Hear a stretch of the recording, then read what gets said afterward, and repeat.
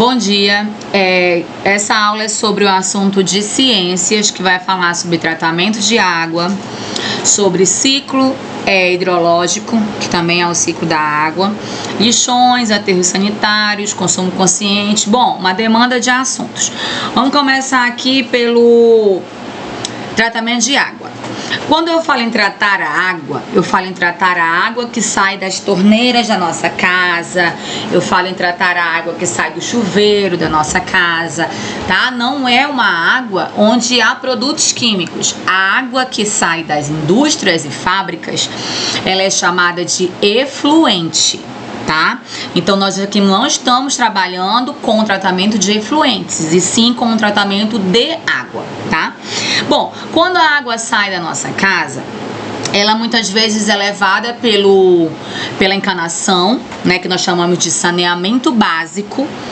O saneamento básico é essa encanação, é essa estrutura que a água ela passa através desse escoamento, né? Então o saneamento básico é a encanação, para que a água que seja utilizada dentro da nossa casa, ela não seja escoada na rua. Então ela é escoada por uma encanação. Esse tipo de encanação é chamado de saneamento básico, tá?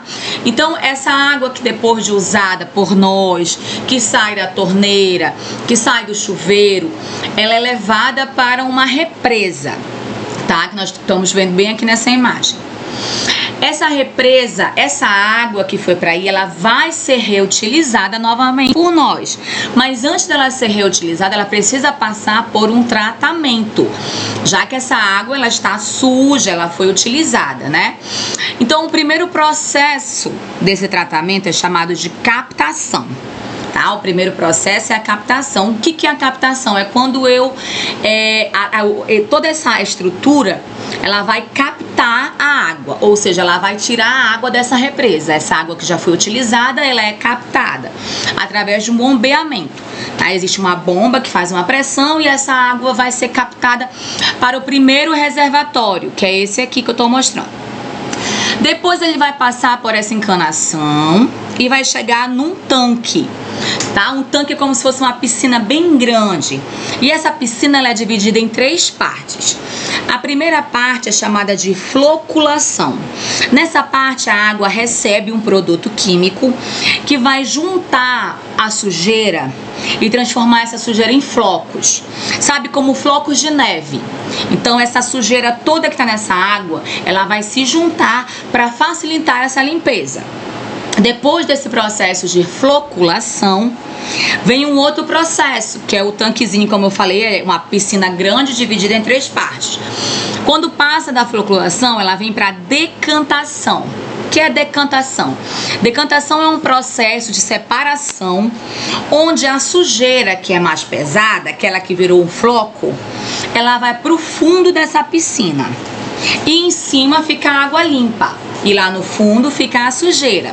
Tá? É um processo de decantação, um processo de separação dessa mistura, né? Que é a água suja com aquele floco. Então, o pesado, que é a sujeira, que virou esse floco, ela vai para o fundo da piscina, para o fundo desse tanque. E em cima fica a água limpa. Mas essa água, ela está limpa, mas não está própria para o uso. Então, ela passa por um outro processo chamado filtração. Depois da decantação, nós vamos filtrar, ou seja, vamos separar definitivamente essa sujeira da água, né? Então ele passa por um filtro depois que decanta. Depois da decantação ela vai passar por um filtro e aí vem para esses tubos e aí ela vai chegar nesse tanque aqui. Nesse tanque a água vai receber cloro e flúor.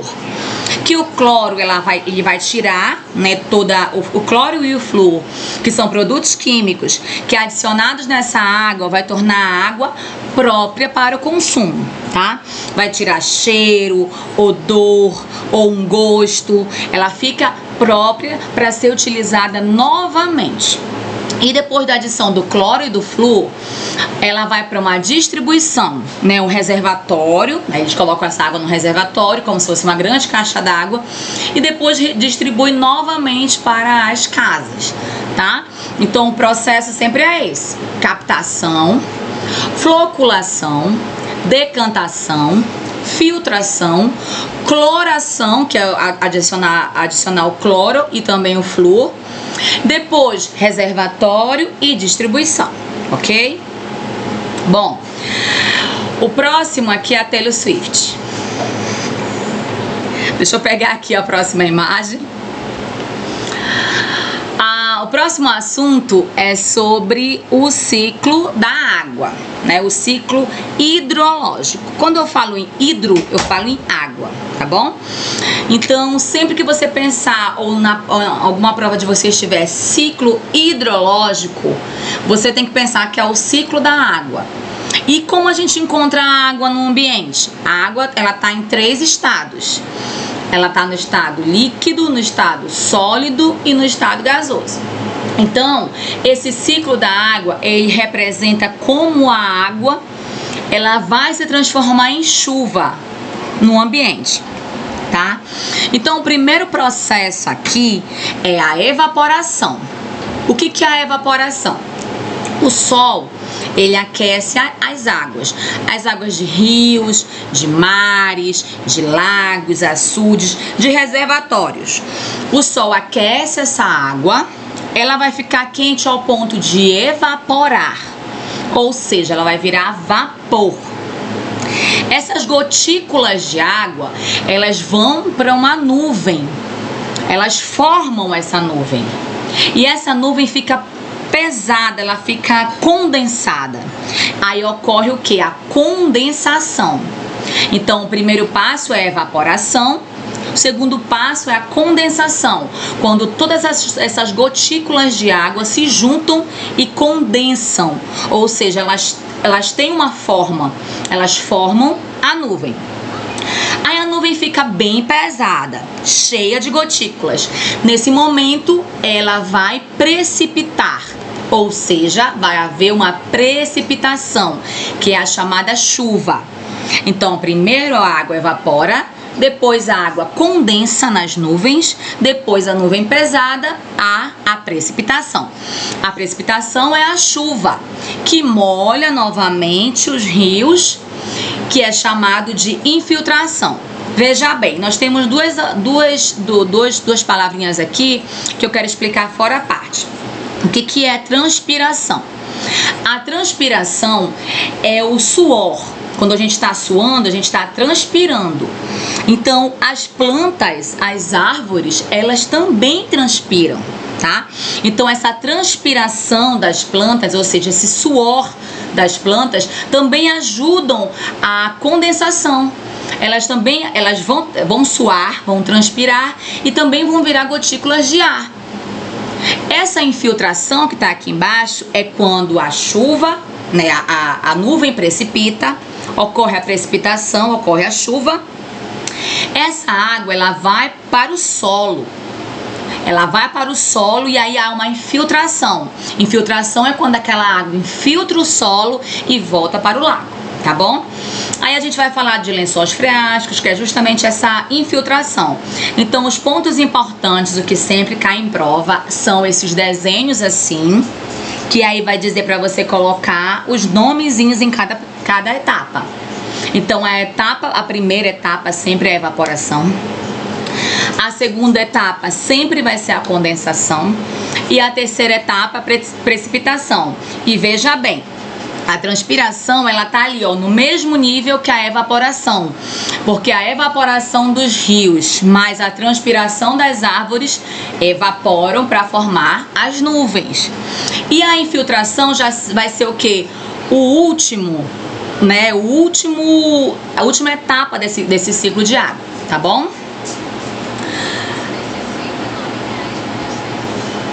Agora vamos falar um pouco sobre lixão e aterro sanitário.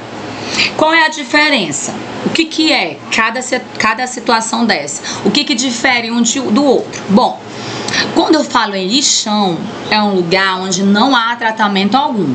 Onde o lixo, ele é jogado no solo. Não há um cuidado, não há uma separação. Tudo ali é uma mistura só. Essa imagem aqui do lado mostra um lixão. Eu estou mostrando aqui com a setinha. Onde o lixo, qualquer lixo, é jogado de qualquer forma e não há um cuidado. Esse lixão é altamente perigoso. Por quê? Porque atrai doença, né? Atrai animais, roedores, baratas, alguns animais que causam doença. Fora isso, esse lixão aqui, sem o cuidado, ele produz um líquido chamado chorume. O chorume é um líquido que ele é proveniente da decomposição desse lixo.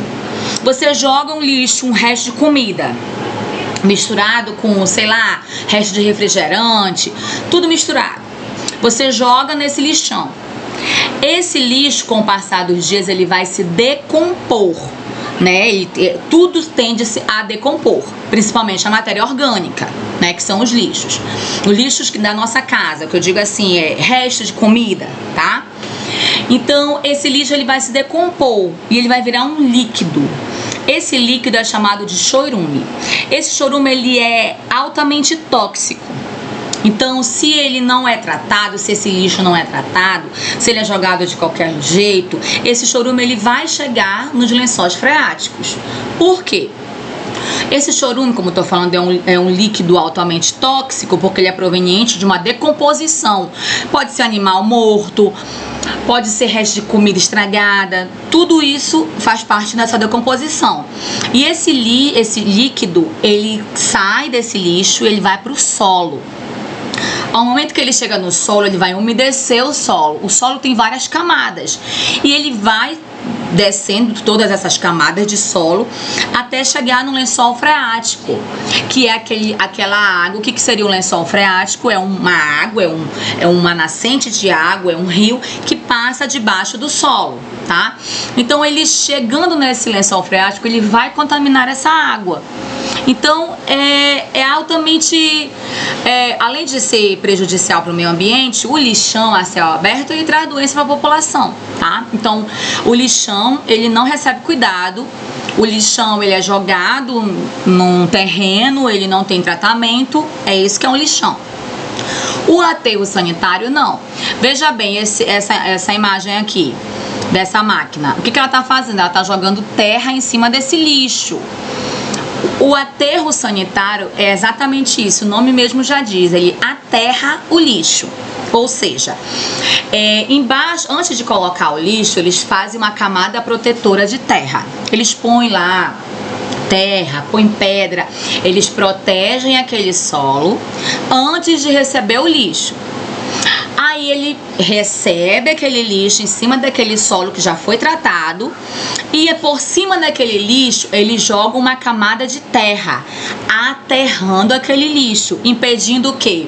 Impedindo que se prolifere o cheiro, né? O mau cheiro, na verdade, impedindo que venham insetos e roedores, né, que transmitem doença.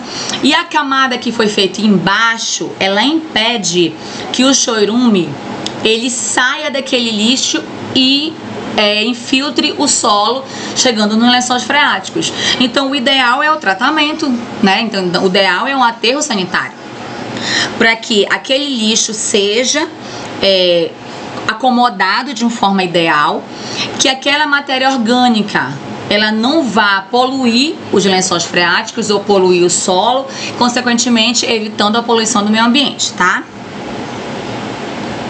Ó, nessa imagem aqui retrata bem o que eu tô falando. Ó, aqui embaixo é o lençol freático. Como eu falei, é aquela água que fica lá embaixo do solo. Aqui essa parte é o solo, você tá vendo? E aqui são os lixões a céu aberto. É urubu, é rato, é barata, né? O lixo, depois de um tempo aqui, ele vai eliminar o chorume. Tá aqui, ó. O chorume é esse líquido que tá saindo aqui, ó. Como eu falei, o líquido, ele sai desse lixão e vai ultrapassando as camadas de solo. Tudo isso aqui é solo, ele ultrapassa todas as camadas, chegando no lençol freático, que aqui esse lençol freático é uma água limpa, é uma água que a gente pode utilizar. É uma água que é utilizada até para consumo humano, porque é desse lençol freático que se tira a água que vem do poço. Essa água que a gente consome, a água que nós bebemos. Então, quer dizer, se o chorume ele chega aqui no lençol freático, ele contamina essa água torna-se imprópria para o consumo, tá bom? Bom, aí a gente vem pro assunto que é o consumo consciente. O que seria o consumo consciente? De acordo com o Google, como vocês estão vendo aqui, o consumo consciente é a prática de repensar os hábitos de consumo, provendo um estilo de vida mais sustentável e equilibrado. Em poucas palavras, quer dizer o quê? Pensar antes de comprar. Aí a gente vem com as perguntas. Por que eu vou comprar? Isso é um consumo consciente, veja bem. Quando eu não tenho essa consciência, eu compro sem pensar no dia de amanhã. Ah, eu tenho 4 canetas. Vou comprar mais 4? Pra quê? Por quê? Por que eu quero comprar? Porque quanto mais você compra, mais você gera resíduos. Cada coisa hoje em dia é produzida por uma fábrica, né? A gente está no processo, a gente chegou na Revolução Industrial e foi introduzido máquinas num processo produtivo. Esse processo de produção de qualquer coisa que você possa imaginar, ele gera resíduo. Ele vai poluir o ambiente, vai poluir os rios, vai poluir o solo, vai cortar as árvores. Tudo que você pensar hoje, ele retira da natureza ou polui a natureza de alguma forma. Então, o consumo consciente é isso, eu pensar, será que eu realmente preciso disso? Então, aí tem as 6 perguntinhas. Por que comprar? Eu tô precisando? É algo que eu tô necessitando nesse momento? Então, antes de comprar, você vai pensar. Por quê? Outra pergunta é o quê?